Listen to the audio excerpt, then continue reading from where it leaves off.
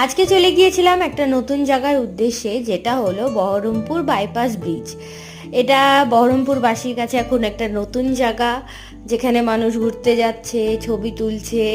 তো এখানে দেখো ছোট ছোট স্টলও বসেছে। তো আমরা গিয়েছিলাম, অনেক দিন ধরেই ভাবছি যাব যাব, কিন্তু যাওয়া হচ্ছিল না। তো গেলাম, গিয়ে ছবি টবি তুললাম। তারপর ওখান থেকে বেরিয়ে আমরা গিয়েছিলাম স্কয়ার ফিল্ডের সামনে যে নতুন ইন্ডিয়ান কফি হাউসটা খুলেছে ওখানে। তো এটা হলো আসল কফি হাউস, যেটা কলকাতায় কলেজ স্ট্রিটে আছে, ওটারই একটি শাখা। তো খুব সুন্দর করে সাজিয়েছে দেখো ওনারা, চারিপাশটা খুব সুন্দরভাবে হোয়াইটের কম্বিনেশনে খুব সুন্দর করে সাজিয়েছে।